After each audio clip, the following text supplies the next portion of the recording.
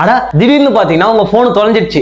வசம்ப வச்சு தேய்க்க வாய்க்கால தண்ணி வந்து வாயை கூப்பிடுடா. இப்போ நீங்க என்ன பண்ணுவீங்க சொல்லுங்க? ஸ்டெப் 1 சர்ச் பண்ணுவீங்க. அதாவது நீங்க எங்க போனீங்க எங்க வந்தீங்க அப்படின்ற இடத்தெல்லாம் பார்த்துட்டு ஃபர்ஸ்ட் சர்ச் பண்ணுவீங்க. ஸ்டெப் 2 அதுக்கப்புறம் வந்து கால் ஃப்ரம் அனதர் போன். அதாவது வேற ஒரு போன் யாராச்சும் ஆயிட்டு கெஞ்சி கால்ல விழுந்து என் நம்பருக்கு ஒரு போன் ஆடிடா அப்படின்னு சொல்லிட்டு கேட்டு ஒரு போன் பண்ணுவீங்க. அந்த டைம்ல உங்க போன் வந்து ரீச் ஆகல, அதுவும் எடுக்க முடியல, காணாம போயிடுச்சு அப்படின்னு சொல்லிட்டு தெரிஞ்சிச்சுன்னா நெக்ஸ்ட் நீங்களே ஒரு சயின்டிஸ்ட் நடந்துட்டு ஸ்டெப் 3 ஒன்று போவீங்க. அதாவது அதான் என்னன்னு பாத்தீங்கன்னா ஃபைண்ட் மை டிவைஸ். அந்த ஃபைண்ட் மை டிவைஸ் ஆப் வேற செல்ல போயிட்டு உங்க மெயில் ஐடியை போட்டு ஃபைண்ட் மை டிவைஸ் உள்ளார போயிட்டு உங்களோட போனோட லொகேஷன் எக்ஸாக்ட் லொகேஷன் எங்க இருக்கு அப்படின்னு சொல்லிட்டு இல்லனா லாஸ்ட் டைம் எங்க சுவிட்ச் ஆஃப் ஆச்சு அப்படின்றத நீங்க வந்து சர்ச் பண்ணுவீங்க. ஓகேவா? இந்த வீடியோல நான் எதை பத்தி சொல்ல போறேன்னு பாத்தீங்கன்னா இதுக்கப்புறம் நான் சொல்ற ஆப்ஷன் நீங்க ஆன் பண்ணா மட்டும் போதும். உங்க போன் இதுக்கப்புறம் தொலைஞ்சாலுமே பிரச்சனை இல்ல, அடுத்த 10 நிமிஷத்துல நீங்களே கண்டுபிடிச்சலாம். அது என்னன்னு சொல்லிட்டு இந்த வீடியோல ஃபுல்லா சொல்றேன். மறக்காம வீடியோக்கு லைக் பண்ணிட்டு வீடியோ ஃபுல்லா பாருங்க. வாங்க வீடியோக்குள்ள போயிடலாம்.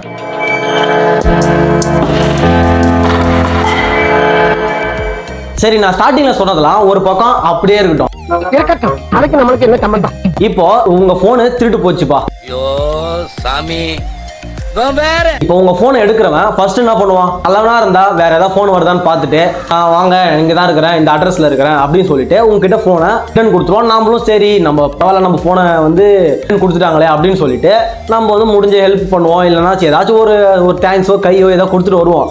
இதுவே நம்ம கேமராமேன் மாதிரி கேடு கட்டவனா இருந்தா என்ன பண்ணுவோம்? நாங்க ரொம்ப கேவலமான ஆளு. கேவலமான ஆளுனா எந்த லெவலுக்கு இறங்கி அடிமட்ட வரைக்கும் போய் அலசுவோம். சுவிட்ச் ஆஃப். ஃபர்ஸ்ட் போனை எடுத்த உடனே சுவிட்ச் ஆஃப் பண்ண முடியாதான் பார்ப்பான். அதாவது நம்ம போனை கீழே கடந்து அவன் எடுத்துட்டான்னு வச்சுக்கோங்க, நம்ம போனை ஃபர்ஸ்ட் சுவிட்ச் ஆஃப் பண்ண முடியுதா மட்டும் தான் பார்ப்பான். சுவிட்ச் ஆஃப் பண்ணி வச்சுக்கணும், எடுத்துன்னு போய் ஸ்லாப்ல வச்சுக்கணும். அதான் அவனோட எண்ணமா மட்டும் தான் இருக்கும். அதாவது நல்லவனா தான் கொடுத்துருவான். கேடு கட்டவனா இருந்துட்டா போனை எடுத்து சுவிட்ச் ஆஃப் பண்ணி அவன் வீட்டுல வச்சுப்பான். இப்போ எடுத்த உடனே சுவிட்ச் ஆஃப் பண்ணிட்டான் அப்படின்னு சொல்லிட்டு நம்ம சொல்றோம்ல, ஒரு வேலை அவனால சுவிட்ச் ஆஃபே பண்ண முடியலன்னா அது எப்படின்னு நான் சொல்றேன். உங்க போன் எடுத்துக்கோங்க, அதுல செட்டிங்ஸ் ஆப்ஷன் போயிட்டு மேல சர்ச் ஆப்ஷன்ல பாஸ்வேர்டு அப்படின்னு சொல்லிட்டு சர்ச் பண்ணீங்கன்னா கீழே பாஸ்வேர்டு அண்ட் செக்யூரிட்டி அப்படின்ற ஒரு ஆப்ஷன் வரும். அதை டச் பண்ணீங்கன்னா சிஸ்டம் செக்யூரிட்டி அப்படின்ற ஒரு ஆப்ஷன் இருக்கும். அதுல டிவைஸ் செக்யூரிட்டி அப்படின்ற ஆப்ஷன்ல required password to power off அப்படின்ற ஆப்ஷன் உள்ளார போனீங்கன்னா ஒரு ஆப்ஷன் ஆஃப்ல இருக்கும். அதை வந்து என்ன பண்றீங்க, ஆன் பண்ணி விட்டுக்கோங்க. அப்படி ஆன் பண்ணிட்டீங்கன்னா உங்க போனை உங்களாலேயே பாஸ்வேர்டு இல்லாம சுவிட்ச் ஆஃப் பண்ண முடியாது.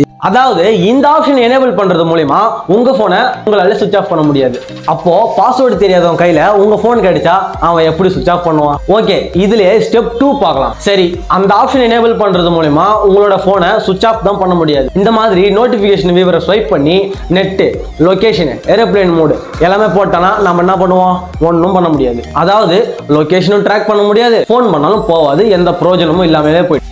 நாம் யாருக்கு என்ன தீங்கு செய்தோம்? சப்போஸ் அவனால ஏரோப்ளேன் மோடு போடுறதுக்காக அந்த நோட்டிபிகேஷன் வியூவரை ஸ்வைப்பே பண்ண முடியலனா அது எப்படின்னு நான் சொல்றேன். இந்த ஆப்ஷனை எனேபிள் பண்றதுக்கு மறுபடியும் உங்க செட்டிங்ஸ் உள்ளே போய்க்கோங்க.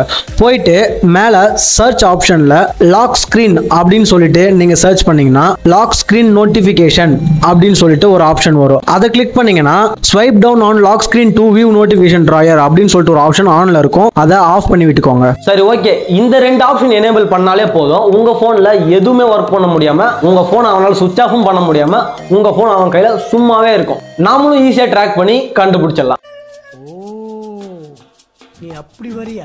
இப்போ உங்க போனை வந்து தொலைஞ்சிச்சு. இப்போ நான் சொன்ன ஆப்ஷன் 2 ஆப்ஷன் எனேபிள் பண்ணி வச்சிருக்கீங்க. அவன் வந்து சுவிட்ச் ஆஃபும் பண்ண முடியாது. ஏன்னா நாம வந்து அதுல வந்து சுவிட்ச் ஆஃப் பண்றதுக்கு கூட பாஸ்வேர்டு போடணும் அப்படின்ற ஒரு ஆப்ஷன் எனேபிள் பண்ணி வச்சிருக்கோம். அது மூலமா நாம என்ன பண்ணலாம், ஈஸியா வந்து அதை ட்ராக் பண்ணிட்டு போயிடலாம். அது கூடவே பாத்தீங்கன்னா லொகேஷன் ஆன் பண்ணி இருக்கிற மாதிரி தான். அதாவது ஆஃப் பண்ண முடியாத அளவுக்கு, ஆஃப் பண்ண முடியாத அளவுக்கு, ஏரோப்ளேன் மோடு கூட போட முடியாத அளவுக்கு, நோட்டிபிகேஷன் வியூவரை பார்க்க முடியாத அளவுக்கு தான் செகண்ட் ஆப்ஷன் எனேபிள் பண்ணிட்டோம். இது மூலமா அவனால எதுவும் பண்ண முடியாது. ஒருவேளை அவன் கடையில கொடுத்து போனை ரீசெட் அடிச்சு ரீபூட் பண்ணிட்டு பூட் பண்ணணும்னு நினைச்சா கூட ஆஃப் பண்ணாம எந்த ஒரு போனுமே பூட் பண்ண முடியாது. ஓகேவா? இதனால இந்த 2 ஆப்ஷன் நீங்க எனேபிள் பண்ணி வச்சுக்கோங்க. தெரியாத உங்க ஃப்ரெண்ட்ஸுக்கு ஷேர் பண்ணுங்க. இந்த வீடியோ உங்களுக்கு யூஸ்ஃபுல்லா இருக்கும்னு நினைச்சீங்கன்னா மறக்காம வீடியோக்கு லைக் பண்ணிட்டு சேனலை சப்ஸ்கிரைப் பண்ணி வச்சுக்கோங்க. தேங்க்யூ ஃபார் வாட்சிங்.